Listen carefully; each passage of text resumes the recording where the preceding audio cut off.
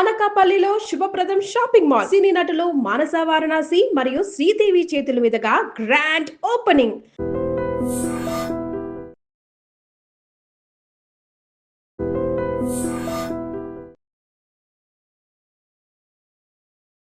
నమస్తే రమగారు. నమస్తే జయ.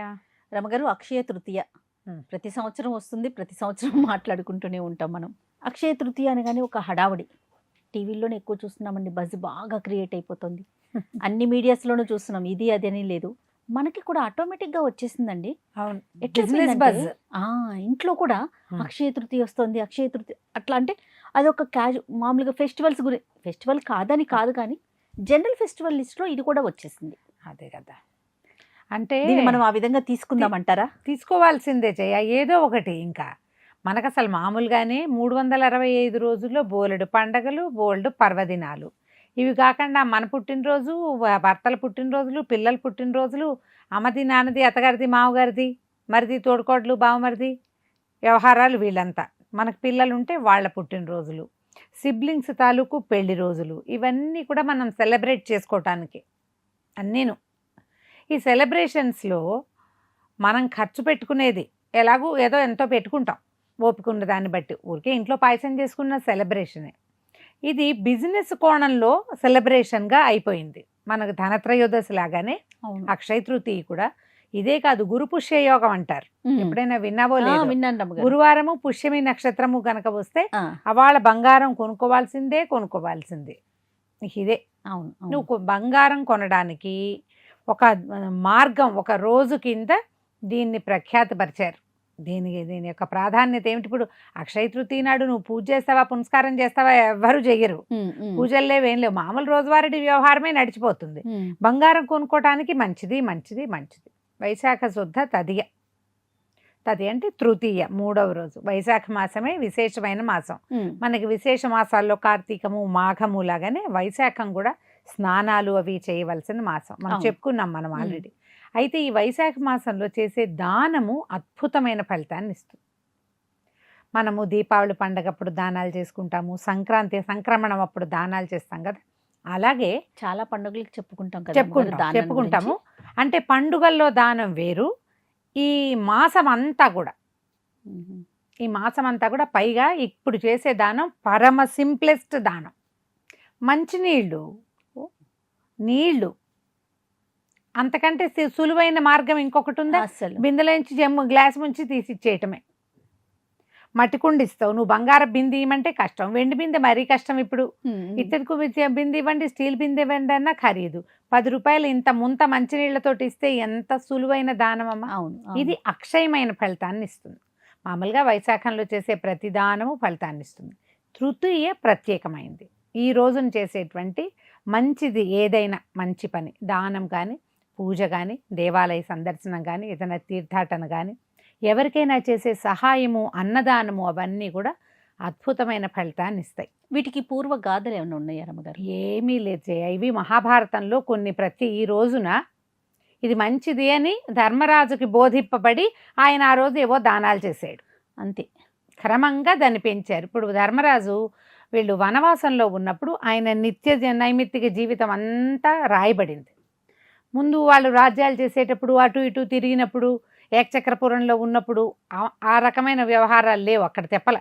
కానీ ఈయన రాజుగా ఉన్న తర్వాత ఇప్పుడు మన మయసభ, రాజసూయ యాగము, మయసభ తర్వాత ద్యూత క్రీడ, వాటి తర్వాత కదా వీళ్ళు అడవికి వెళ్ళింది. ఈయన రాజుగా చాన్నాళ్ళు ఉన్నారు. చాలా కాలం ఉండటం వల్ల ఆయనకి ఈ రాజుగా ఉన్నప్పుడు తను చేయవలసిన విధానాలన్నీ ఫిక్స్డ్గా అలవాటు అయి ఉన్నాయి.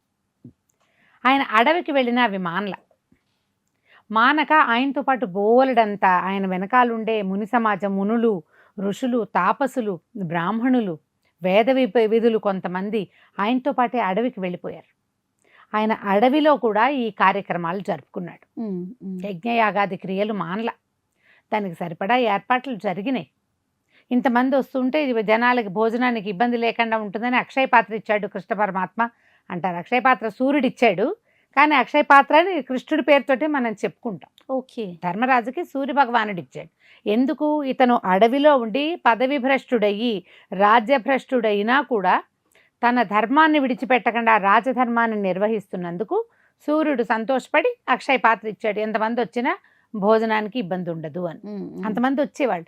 ఆయా సమయాల్లో ఆయన చేసినటువంటి కొన్ని రకాల ఈ ధర్మకార్యాలలో ఇది ప్రత్యేకమైన రోజుగా చెప్పబడి చేశారు. ఇటీవల కాలంలో వ్యాపారస్తులు దాన్ని బయటికి తెచ్చారు. మనకు ఊరికే అక్షయ తృతీయ అని రాయబడి ఉండేది. చిన్నప్పుడు ఈ క్యాలెండర్లో కనపడితే వాళ్ళ పూజ ఎక్కువ చేసుకోవాలనుకునేవాళ్ళు. అవును, అంతకంటే ఏం లేదు. అవును. లక్ష్మీనారాయణలని పూజించుకోవటము ఈ రోజున లక్ష్మీ పూజ చాలా మంచిది. ఈ నెలంతా మనం నారాయణ మాసం, ఇది విష్ణు మాసం కదా, మాధవ మాసం అంటాం. అందుకని అమ్మవారితో కలిసి ఉన్న అయ్యవారిని పూజించాలి. లక్ష్మీ పూజ విశేషమైనది. మీ శక్తి కొద్దీ ఏదైనా ఒక మంచి వస్తువు కొనుక్కుంటే అట్లాంటి మంచి వస్తువులు మన ఇంటికి మళ్ళీ మళ్ళీ వస్తూ ఉంటాయి. ఇందులో మంచిలో మీ ఇష్టం ఏదైనా ఉంది.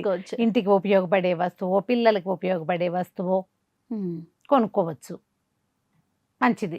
ఇప్పుడు బంగారము, వెండి, ఇంకేదైనా ఇంట్లో సామాన్లు ఇవేమైనా కొనుక్కుంటే ఇప్పుడు బంగారం మళ్ళీ మళ్ళీ కొనుక్కునే అవకాశం వస్తే బంగారం వచ్చి పడిపోదు కదమ్మా, ఎక్కడి నుంచిను అదే కదా, వచ్చి పడదు, కొనుక్కుంటాం. అంటే ఇప్పుడు కొనుబడి పెరిగింది అంటే రాబడి పెరుగుతుంది అని అర్థం కదా. ఇట్లా ఒకదానికొకటి ప్లస్ చేసుకుని జనం ఈ కొనుక్కునే వ్యవహారంలోకి జోరుగా వెళ్ళారు. వ్యాపారస్తులు తెలివిగా దాన్ని ముందుకు తీసుకెళ్లారు. ఈరోజు మంచిది, ఇవాళ కొనుక్కుంటే మనకు లక్ష్మీదేవి మన ఇంటికి వస్తుంది, మనకేదో శుభం జరుగుతుంది. శుభం కాదు, మనకు ఖర్చు పెరుగుతుంది, కానీ రాబడి పెరిగే అవకాశం ఉన్నదనమాట. మనం మళ్ళీ మళ్ళీ కొనుక్కోగలుగుతున్నామంటే ఏమిటర్థం, మన దగ్గర డబ్బులు చేరుతున్నాయి అంతేగా.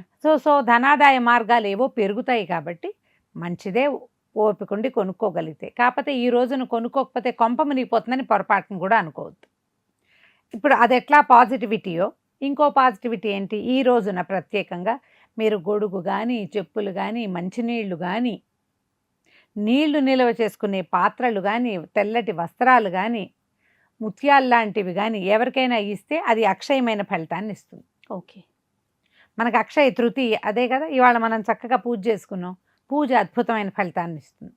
మళ్ళీ మళ్ళీ మన ఇంట్లో పూజలు జరుగుతాయి, మళ్ళీ మళ్ళీ పాజిటివిటీ వస్తుంది. ఇలా ఆలోచించండి. వస్తువులు కొనుక్కోలేకపోతే కొంప మునిగిపోయిందని మాత్రం అనుకోవద్దు. తృతీయ నాడు కొనుక్కోకపోతే అదే కదా అక్షయ తృతీయ, కొనాల్సిందేనన్న పిచ్చి వచ్చింది. కొనుక్కుంటే మంచిది, కొనుక్కోగలిగితే మంచిది, కొనుక్కోలేకపోయినా వచ్చిన నష్టమేం లేదు. మంచి పనులు ఇంకా చాలా ఉన్నాయి. మీరు దేవాలయాలకు వెళ్ళచ్చు, ఎవరికైనా సహాయం చేయొచ్చు, ఎవరికైనా అవసరంలో ఉన్న వాళ్ళకి దానం చేయొచ్చు, పూజ చేసుకోవచ్చు, ఇల్లు శుభ్రం చేసుకోవచ్చు చక్కగా, మళ్ళీ మళ్ళీ ఇల్లు శుభ్రం అవుతూ ఉంటుంది. ఇలా ప్లాన్ చేసుకోండి తప్పకుండా. అక్షయ తృతీయని సుసంపన్నం చేసుకోండి. పూజ అన్నిటికంటే మంచి మార్గం అది, తర్వాతది దానం మంచి మార్గం. మీ అవకాశాన్ని మనం మనసుని అటువైపు మరలించాలి అన్నట్టు. నమస్తే రమ్మగారు. నమస్తే జయ. And for more videos, Please subscribe to iDream. Please subscribe to iDream. Please subscribe iDream. And please subscribe to iDream. For more videos, subscribe to iDream. please like, share and subscribe to the channel. Congratulations, iDream. Subscribe to iDream. Subscribe to iDream. So subscribe to iDream Media. iDream की iDream team अंदर की huge congratulations. Please subscribe iDream Media. Please subscribe to iDream. Subscribe iDream. Please subscribe to iDream. iDream అంటే నా కళల channel subscribe చేసుకున్న నోరు తిరుగుతలేదు, మీరైతే గంట గుర్తు కొట్టండి. For more such videos, please subscribe to iDream. Subscribe to iDream. Please subscribe to iDream. Please subscribe iDream Media. Please do subscribe to iDream. Please subscribe to iDream Media. For best entertainment and information, please subscribe iDream. And don't forget to subscribe to iDream.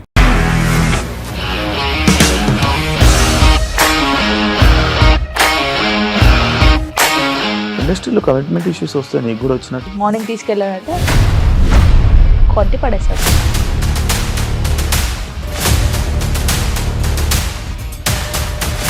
ఒక్కళ్ళు కూడా చూడలేదు ఈ cinema అని చెప్పడానికి కూడా చాలా ధైర్యం కావాలి. అది నిజం కదా, దాంట్లో ధైర్యం ఏంటి? ఇది నెక్స్ట్ డే ప్లేట్ మార్చేస్తే తప్పు కదా. As of now, we are comfortable this అని నేను అనుకుంటున్నాను. రష్మిక గారిది మీది ఒకే ఊరంట కదా.